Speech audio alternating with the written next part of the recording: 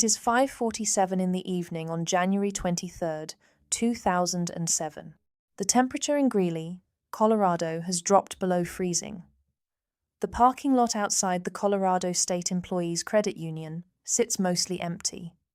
The evening shift is ending. Heather Garraus, 37 years old, walks out of the building she has worked in for years. She is a wife. She is someone's daughter. She is, by every account from people who knew her, the kind of person who made rooms warmer simply by being in them. She does not make it to her car. A figure steps out of the shadows, dressed entirely in black, wearing a ski mask, and closes the distance between them with the kind of deliberate calm that tells investigators, later, that this moment had been rehearsed in someone's mind many times before it ever happened. The masked figure speaks 4 words. "You ruined my life."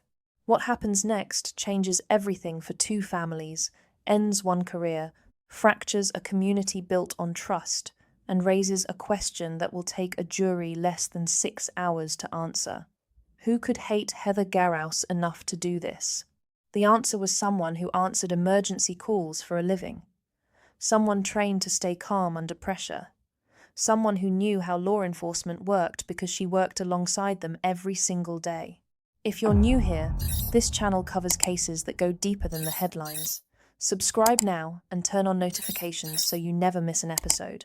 Now, let's go back to where this story actually begins. Before we talk about what was done to Heather Garraus, we talk about who she was. Heather was 37 years old at the time of her passing. She had built a quiet, stable life in Greeley, a mid-sized Colorado city about 50 miles north of Denver, nestled in Weld County between the Front Range and the open plains. She worked at the Colorado State Employees Credit Union, a job that suited her personality, detail-oriented, people-focused, reliable. Colleagues remembered her as warm and consistent, not flashy, the kind of person you trusted instinctively. She was married to Ignacio Garraus, a detective with the Greeley Police Department. By the accounts of those close to them, their marriage had been through difficulty, a difficulty Heather did not fully understand until much later. But in the final weeks of her life, Ignacio had chosen her. He had ended another relationship and was working to rebuild what they had. Heather did not know the full shape of the danger that decision had set in motion. She went to work on January 23rd, 2007, the way she had hundreds of times before. She had no reason to believe that evening would be different from any other. Shawna Louise Bunce was born in 1973 in Greeley, Colorado. Her entry into the world carried its own particular weight. Her biological mother decided she was unable to raise a child, and so baby Shawna was given to her mother's sister to raise. Her sister Debbie Smith would later describe it plainly. "She was biologically my aunt's child, and my mum and dad adopted her." The arrangement was functional. The family was not unkind. But Shawna grew up carrying the particular awareness that the first person who was supposed to want her had chosen not to keep her. Psychologists who study early attachment do not treat that kind of origin story as destiny, but they do treat it as data. What Shawna appeared to build in its place was an intense, sometimes consuming need for connection, for belonging, for being chosen. In 1992, at 19 years old, Shawna began working as a 911 dispatcher in Weld County. It was demanding, high-stakes work. You had to be calm when others weren't. You had to hold the line between chaos and order, often alone, in real time. Shawna was good at it. She thrived in environments where she was needed. In 1995, she met Ken Nelson, a Weld County Sheriff's deputy. They began dating. In 1996, they married. 2 children followed. By every external measure, Shawna Nelson had built exactly the life she set out to build. It was not enough. In 2004, Weld County consolidated its 911 emergency operations with the city of Greeley. The merger brought new colleagues. Among them was Ignacio Garraus, an outgoing, well-liked detective with the Greeley Police Department. He was married to Heather. He was charming. He paid attention to Shawna in ways that registered as significant. What began as a workplace friendship became a 4-year affair. By 2006, Shawna was pregnant. The child was Ignacio's. This was not a secret that could stay contained. It touched Ken Nelson's marriage, Ignacio's marriage, and the tight professional community of Weld County law enforcement, where everybody knew everybody, and information moved fast. Ken Nelson would later testify that he had been prepared to end the marriage when he discovered the affair. But he reconsidered. He and Shawna reconciled. He agreed to help raise the child. Ignacio made a different calculation. In December of 2006, approximately 1 month before the night in the parking lot, he ended the relationship with Shawna entirely. He told her it was over. He was returning fully to his wife. Those who knew Shawna in the weeks that followed described a woman who had stopped processing grief the normal way and had moved somewhere else entirely, somewhere quieter, somewhere that, in retrospect, was far more concerning than visible distress would have been. She had a plan. What is documented in court records is this: Shawna Nelson did not act impulsively. The evidence presented at trial, over 120 exhibits, more than 40 witnesses, outlined a calculated sequence of decisions made over several weeks. She spoke with her closest friend, Michelle Moore, a fellow law enforcement dispatcher.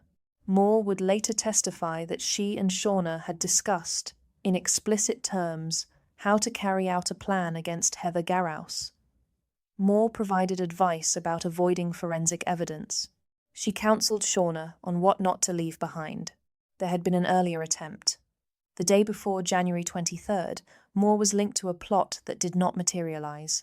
Prosecutors would later charge her as an accessory to attempted first-degree homicide for that prior plan.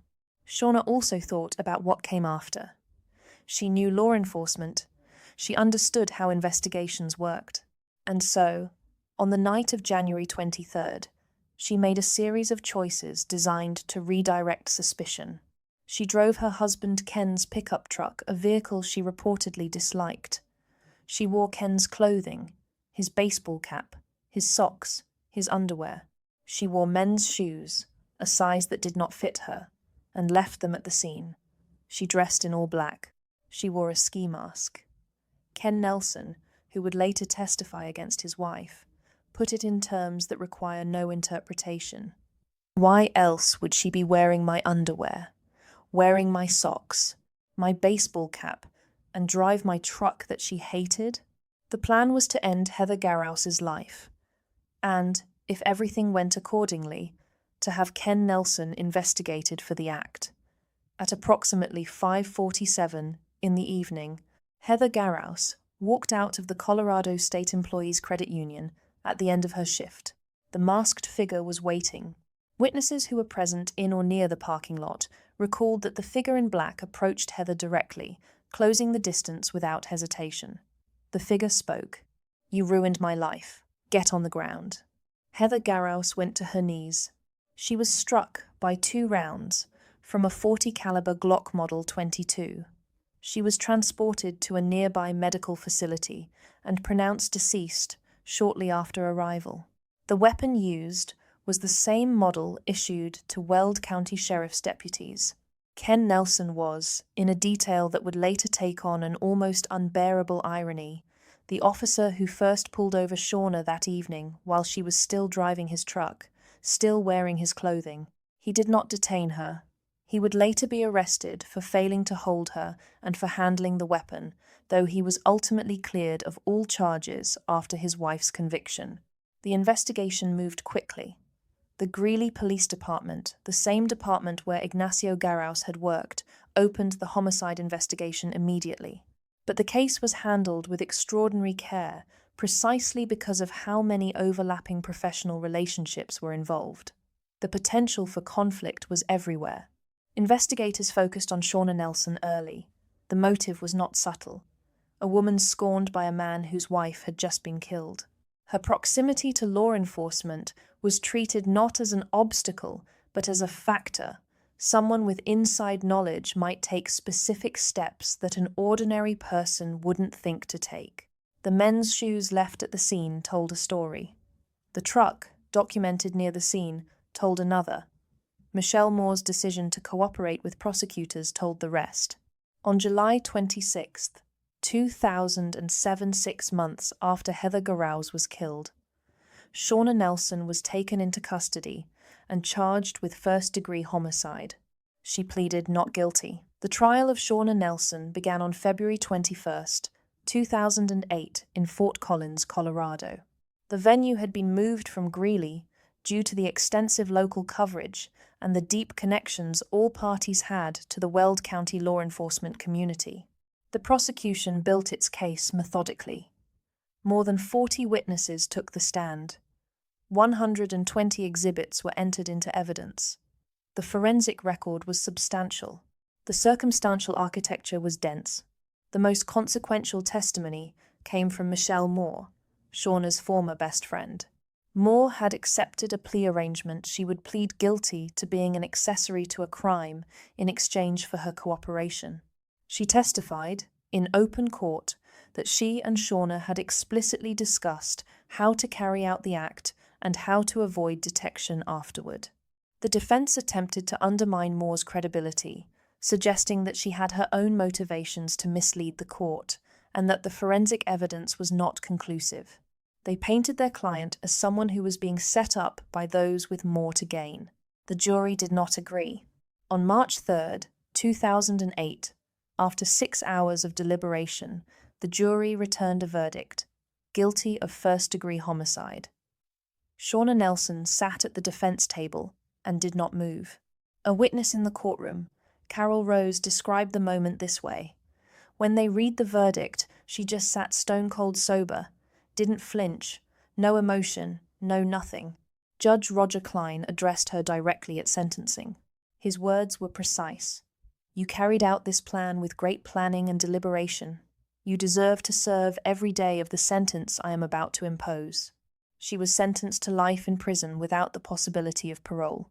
She declined the judge's offer to make a statement. Michelle Moore received the maximum sentence available under her plea, 9 years in prison and 3 years of mandatory supervision. She has since been released. Ignacio Garraus resigned from the Greeley Police Department within weeks of his wife's death. Ken Nelson resigned from the Weld County Sheriff's Department before his arrest.